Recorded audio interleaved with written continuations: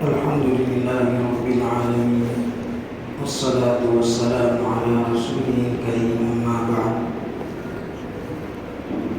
أعوذ بالله من الشيطان الرجيم بسم الله الرحمن الرحيم وأقيموا الصلاة وآتوا الزكاة وما تقدموا لأنفسكم من خير تجدوه عند الله إن الله بما تعملون بصير وقالوا لن يدخل الجنة إلا من كان هودا أو نصارى تلك أمانيهم قل هاتوا برهانكم إن كنتم صادقين بلى من أسلم وجهه لله وهو محسن فله أجره عند ربه ولا خوف عليهم ولا هم يحزنون صدق الله العلي العظيم وصدق رسوله النبي الكريم ونحن على ذلك من الشاهدين والشاكرين اللهم صل على محمد النبي الأمي في أول وأوسط وآخر كلامنا رب اشرح لي صدري ويسر لي أمري واحلل عقدة من لساني يفقهوا قولي رب زدني علما.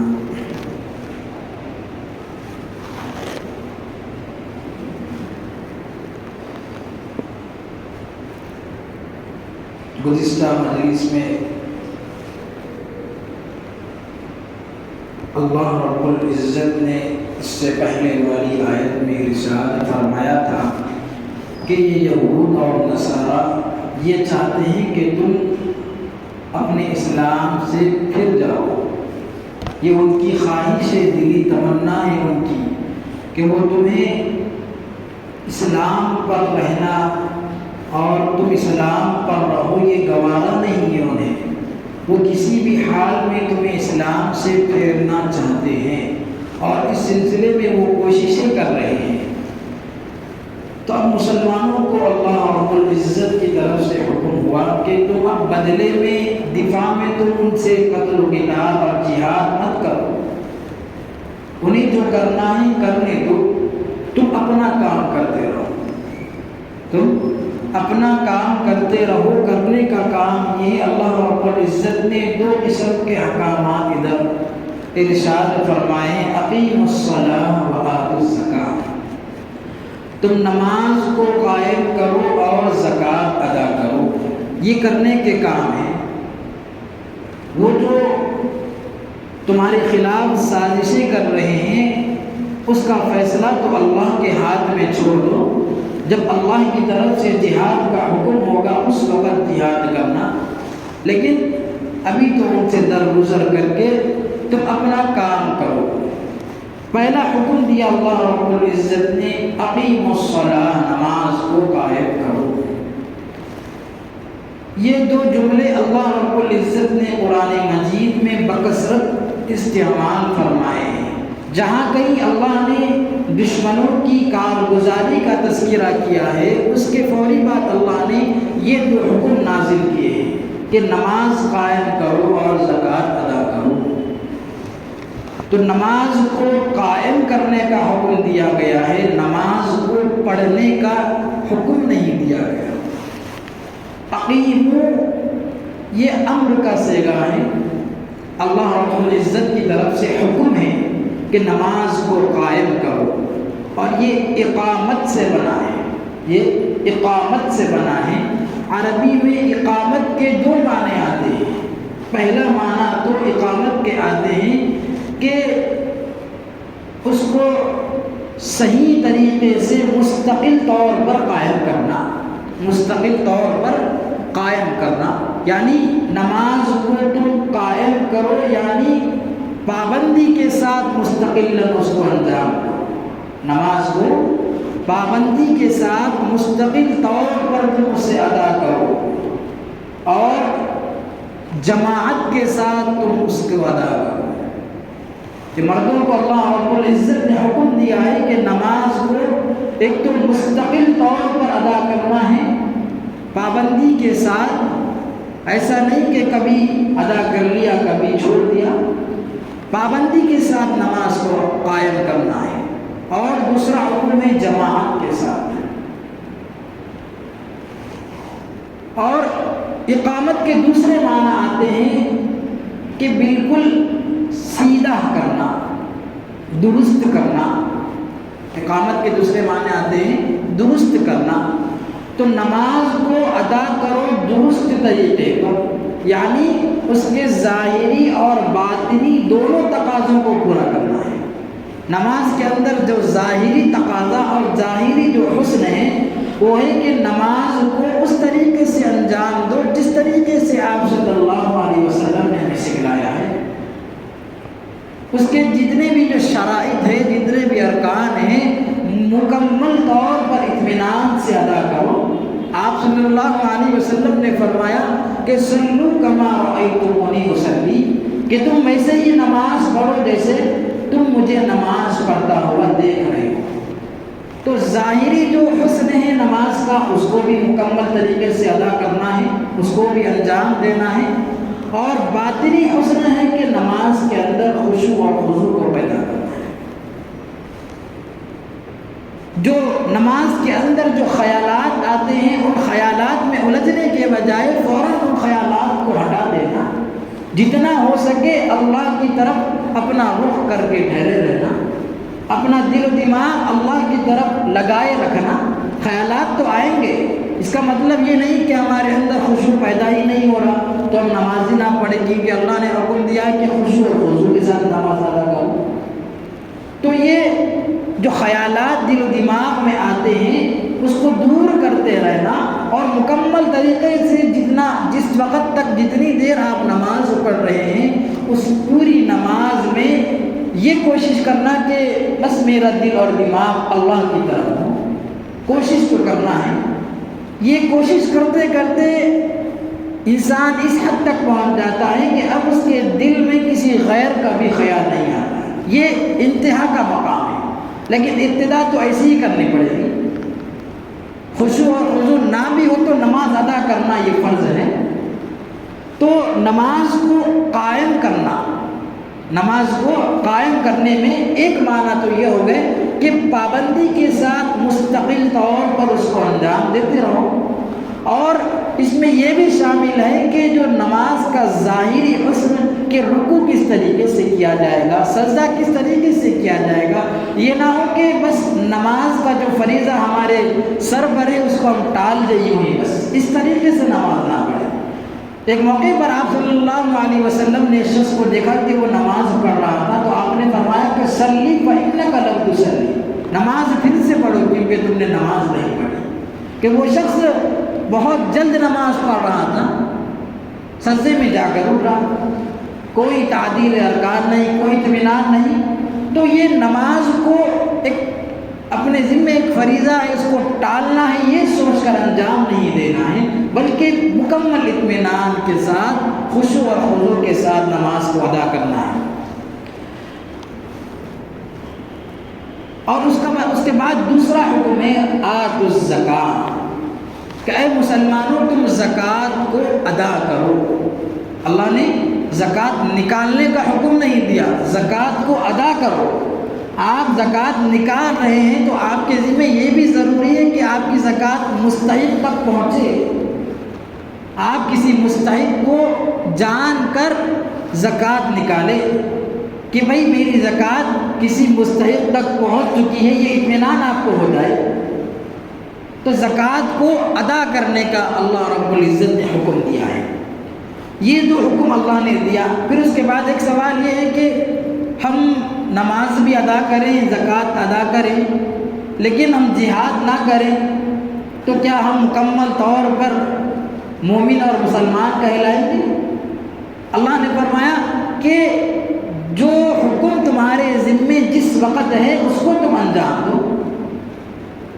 یہ نہیں کہ جہاد کے بغیر تمہارے نماز اور روزے اور زکوٰۃ یہ کارآمد نہیں ہوں گے، یہ تمہارے لیے کام نہیں آئیں گے، بلکہ اللہ نے فرمایا وَمَا تُقَدِّمُوا لِأَنفُسِكُم مِّن خَيْرٍ تَجِدُوهُ عِندَ اللَّهِ، کہ جو کچھ بھی بھلائی تم اپنی ذات کے لیے، اپنی ذات کے نفع کے لیے تم آگے بھیجو گے، تم اللہ کے پاس اس کو پاؤ گے۔ بے شک اللہ رب العزت تمہارے اعمال کو دیکھ رہے ہیں۔ دیکھیے یہ آیت اللہ رب العزت نے نازل کی ہے، اس سے پہلے جو اللہ نے حکم نازل کیا یہ دشمنوں کے بارے میں کہ دشمن تمہارے خلاف سازشیں کر رہے ہیں، تم اسلام سے پھیرنا چاہتے ہیں، تو اس کے بعد اللہ رب العزت نے حکم دیا کہ نماز قائم کرو۔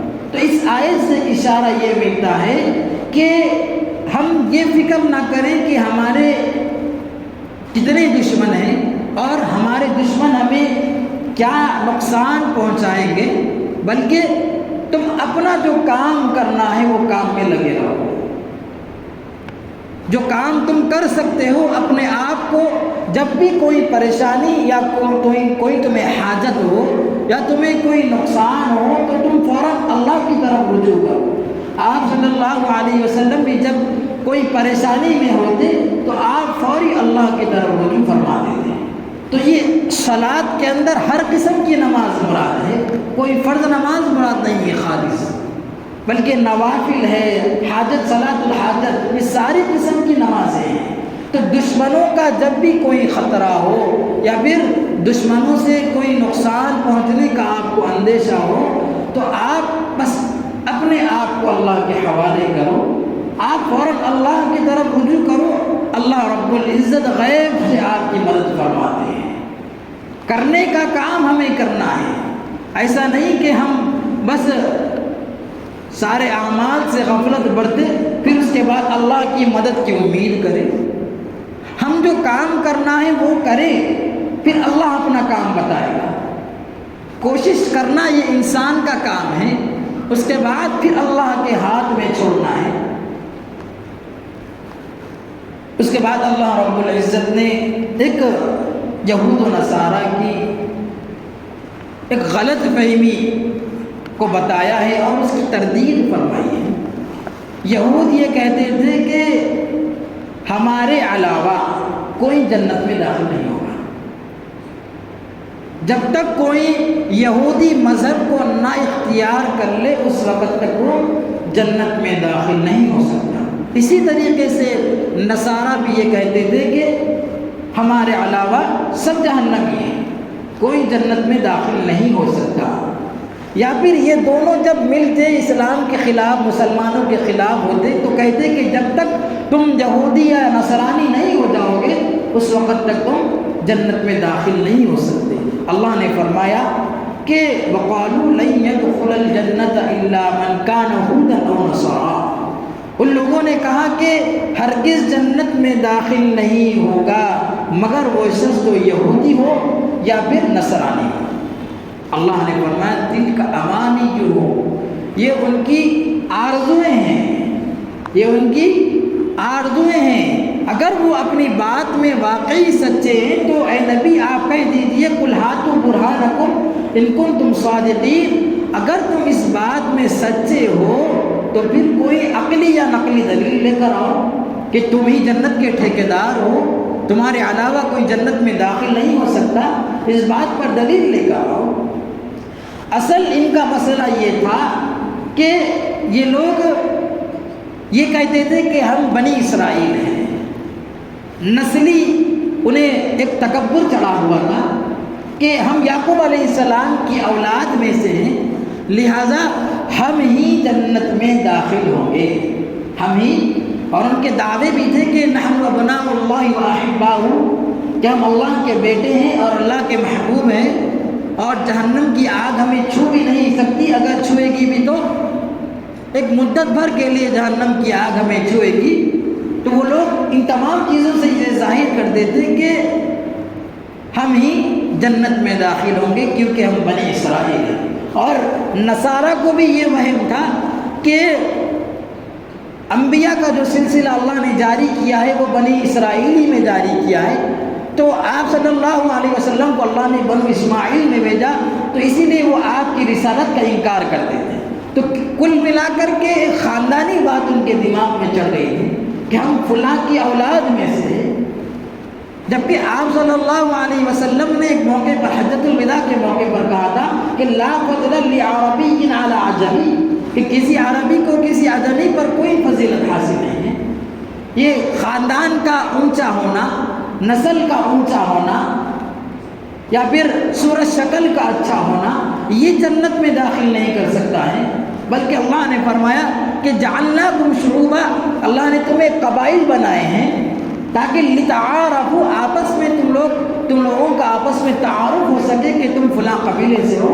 لیکن یہ چیزیں اللہ کے پاس مقرب ہونے کی علامت نہیں ہے، بلکہ ان اکرمکم عند اللہ اتقاکم، تم میں سے اللہ کے نزدیک زیادہ معزز اور مقرب تو وہ ہیں جو زیادہ تقوی میں بڑا ہوا ہو، چاہے وہ صورت شکل کا، نسل کا کیسا بھی ہو۔ جیسا کہ بلال حبشی کی مثال ہے کہ حبشہ کے رہنے والے تھے، افریقی نسل سے تعلق تھا، لیکن اللہ نے انہیں چنا ہے۔ کئی صحابہ کرام حضرت بلال حبشی پر رشک کرتے تھے، اللہ نے وہ مقام انہیں دیا۔ تو اللہ کے پاس جو معزز اور مقرب کا جو مقام ہے وہ ہے تقوی کی بنیاد پر ہے۔ رنگ و نسل، مال و دولت یہ مقرب ہونے کی علامت نہیں ہے، اور خاندان کا اونچا ہونا یہ بھی مقرب ہونے کی علامت نہیں ہے، بلکہ اللہ نے فرمایا کہ مسلمان، وہ لوگ جو دعویٰ کر رہے ہیں کہ مسلمان ہرگز جنت میں داخل نہیں ہو سکتے، اللہ نے فرمایا بلا، کیوں نہیں داخل نہیں ہو سکتے؟ بلا من اسلم، جس شخص نے اپنا رخ، اپنی ذات اللہ کے حوالے کر دیا، جو شخص اپنی ذات کو اللہ کے حوالے کر دیا ہو، اور وہ محسن، اور وہ محسن ہو، یعنی اس کا عمل بالکل اخلاص پر مبنی ہو، فَلَهُ أَجْرُ عِنْدَ رَبِّهِ، اس کا اجر اپنے رب کے پاس ہے۔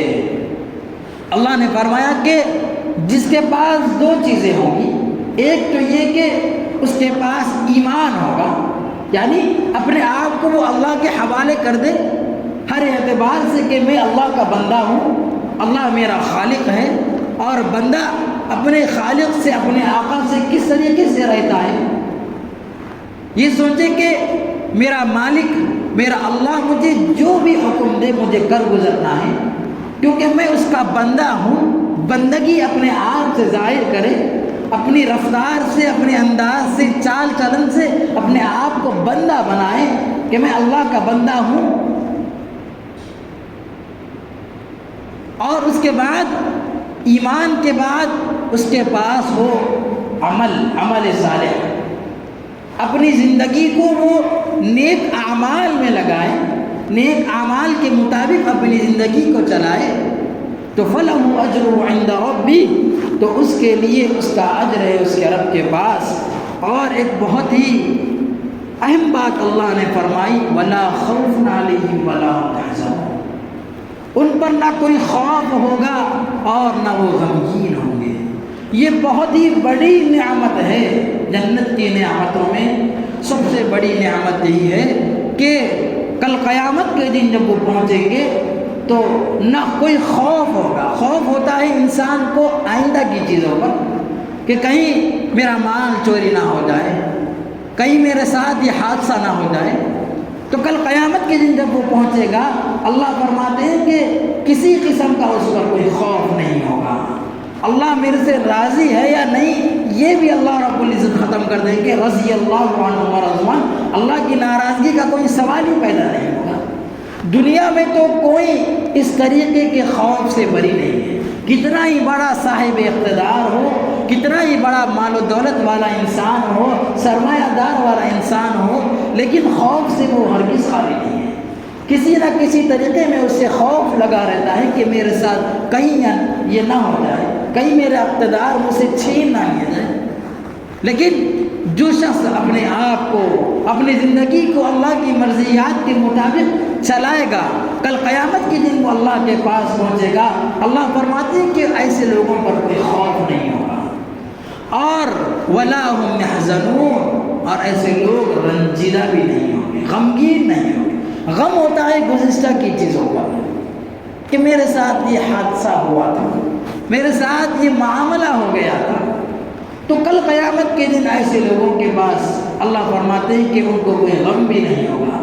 وہ دنیا میں جتنے بھی اللہ رب العزت کی طرف سے جو مشکلات ان کے اوپر آئی تھی، کل قیامت کے دن وہ مشکلات کو دیکھیں گے تو کہیں گے کہ ہمارے لیے تو بہت ہی بڑا یہ احسان تھا اللہ کا، اگر اللہ ہمیں اور مزید تکلیف میں دیتا تو اور ہماری زندگی اور نعمتیں ہماری اور مزید دوبارہ ہو جاتی۔ اللہ نے فرمایا کہ وَلَا خَوْفٌ عَلَيْهِمْ وَلَا هُمْ يَحْزَنُونَ، کہ ان پر نہ کوئی خوف ہوگا اور نہ وہ رنجیدہ ہوں گے۔ اس کے بعد فرمایا کہ یہ یہود اور نصارہ آپس میں یہ کہتے تھے کہ یہود کہتے تھے کہ نصارہ کسی بنیاد پر نہیں ہے، وہ کسی بنیاد پر نہیں ہے۔ اسی طریقے سے نصارہ یہ کہتے تھے کہ یہود کسی بنیاد پر نہیں ہے۔ وقالت اليهود ليست النصارى على شيء، یہود نے کہا کہ نصارہ کسی بنیاد پر نہیں ہے۔ وقالت النصارى ليست اليهود على شيء، اور نصارہ نے کہا کہ یہود کسی بنیاد پر نہیں، حالانکہ وهم يتلون الكتاب، یہ سب ایک کتاب کی تلاوت کرتے ہیں، تورات کو یہ دونوں مانتے ہیں، یہود بھی مانتے ہیں اور نصارہ بھی مانتے ہیں۔